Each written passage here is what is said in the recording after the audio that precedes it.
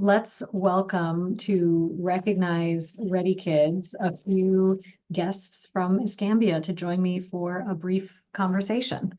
So first we have Christy Craig, who's the executive director over at ReadyKids, Carrie Lindeman, who is the program director for ReadingPals, and Trudy Comerford, an assistant principal at one of the local schools. So welcome to all three of you. We are so happy to have you.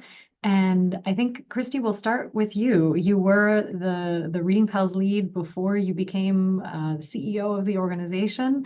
How does this fit into your mission at ReadyKids? And tell us a bit more about what you do.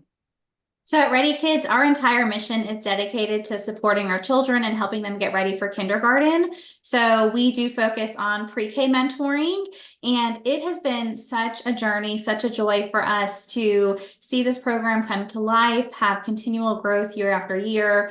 We're so fortunate to have a board of directors who really understands and supports the immense value that the Reading Pals program brings to our community, along with the support of our school teachers and administrators. So it really is the bread and butter of what we offer here in Escambia County. Nobody in our community is doing work like this. So it's a standout program that makes a difference. And it's all in support of making sure our children can start school ready to learn and have that long-term success. Wonderful. And so, Carrie, 239, was it, volunteers? What is it like to manage that many volunteers, and what brings you joy in all of this? I will say our volunteers are amazing people. The majority of them are returners. Some of them have been doing this for 3, 4, 5, 8 years.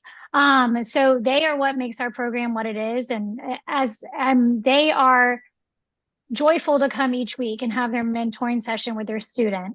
They jump at opportunities to help us in other ways and support our program. So it has been a real joy. I will say I get to see the Reading Pals program each week, and to see our volunteers show up for these kids, and to see the reaction of these students when they see that their Reading Pal has shown up for them.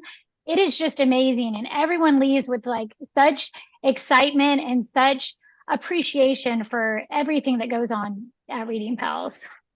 Wonderful. So as if on cue, Trudy, we've got a comment in the chat saying, so great to see an administrator participating.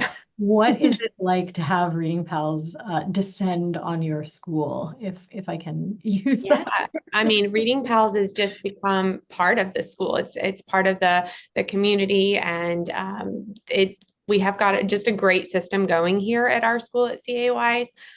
They really help promote that positive and inclusive school culture, promotes that sense of unity and the support within the school, and the students really feel connected. They have a special someone, they have a champion, they have someone rooting for them. As time goes on, students really kind of get to know their schedule, which day of the week it is and which day of the week their Reading Pal attends, typically comes, and you can definitely tell like they are excited to get that one-on-one time that they might not be used to getting, Yeah.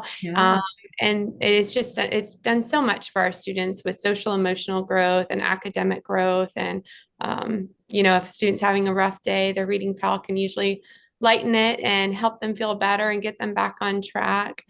We really love having the Reading Pal program here at school. We have it located, a special room located right across from our pre-K classroom. So it's an easy transition, and it's filled with all sorts of awesome activities. And we have an overflow room when we have, so many at one time, which actually happens quite frequently. How wonderful. Yeah, it's amazing. It's a great way to learn the days of the week. I know my 5-year-old gets up and he says, "Is this the day of our ice cream date?" Once we instituted that weekly ice cream date, it's like I imagine that having your Reading Pal come in to read is just as much of a treat for It is. Yeah. Awesome. So what would you say to someone who is listening here, who had no idea what Reading Pals was, but happened upon our webinar? What is the value of being a Reading Pal? And this one can go to any of you. I can speak on this. I actually, my younger sister was a Reading Pal, and this year my brother-in-law joined. I've got a couple of friends who have done it as well. And they're kind of spreading the news like, this is really, they like my friend Lori said, I think it was more beneficial for me than it was for the child last year. It was just so heartwarming for her to go through, have that experience with the child throughout the year, meet with her every week, and, just help on whatever goals she needed to meet, whether it was social, emotional, or academic, and just spending time with a child, and increasing that vocabulary. It's just very, very valuable. And I think that once people volunteer and give it a shot, they don't stop. Yeah. Carrie, I will say that is, yes, that's very true. That's why I think we retain so many of our volunteers, is because, once they experience a Reading Pals session and that connection with that child, and they realize, wow, even this 1 week that I show up for this child, I am making a big difference. It doesn't take a lot. And so I think once they realize that and the school year ends, they're like, I can't believe it's over. It went by so quickly. They are ready to go for the next year, which is great.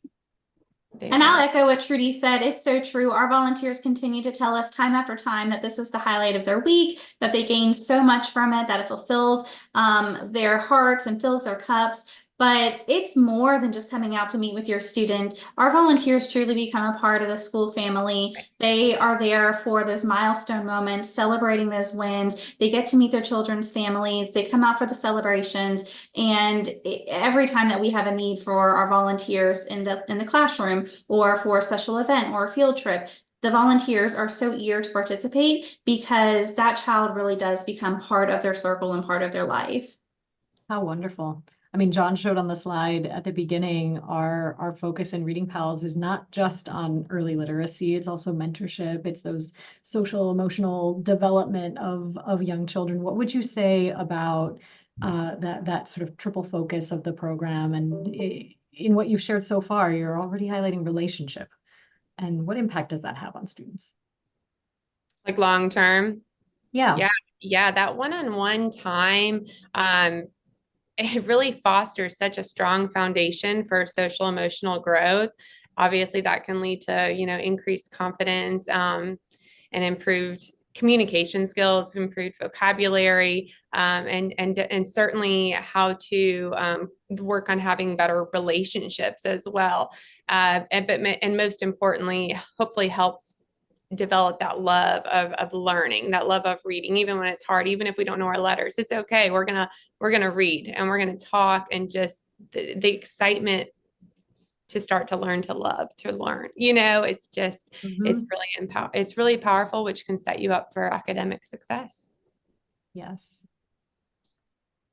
What I find from our students is that there are so many skills that are being practiced. They're learning how to transition from one activity to another. They're learning how to take care of the items they're given, to share, to get along with others, to practice their walking feet. And so the students who come through our Reading Pals program, we often hear from our kindergarten teachers that these children come in and they're ready to learn. They're teachable. So even if they are still working on gaining progress with their academic skills, they want to be in the classroom. They want to learn. They value that process, and that really is priceless.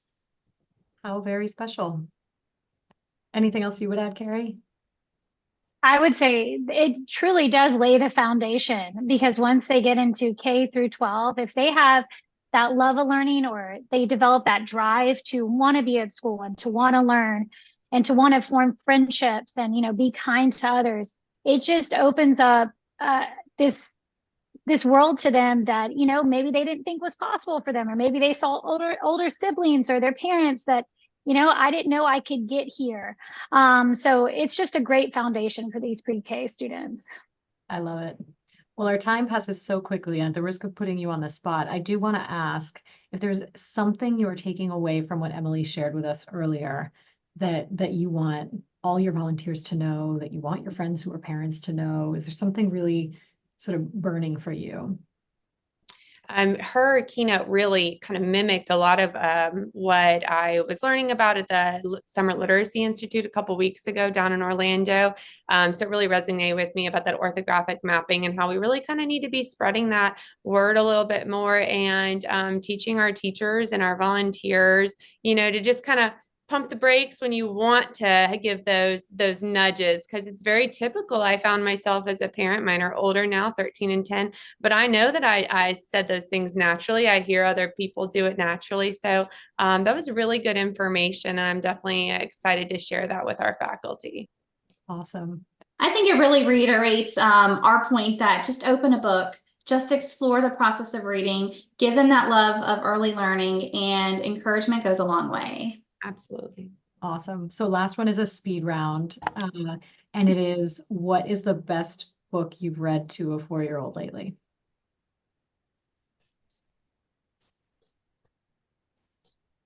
I love any of the books that have to do with Llama Llama. The kids love it. The rhyming, social, emotional, it's fantastic. And we have little Llama Llama stuffies in our classrooms, and the kids love them. Beautiful. I will say the book changed things. I absolutely love that story. It was one I was unfamiliar with, and we have it at all of our ReadingPals sites. And it was just a really impactful story. And the kids, as they are looking at the pictures, able to identify what's in the book, and just it's a great story. My niece is actually almost 4, so this is great.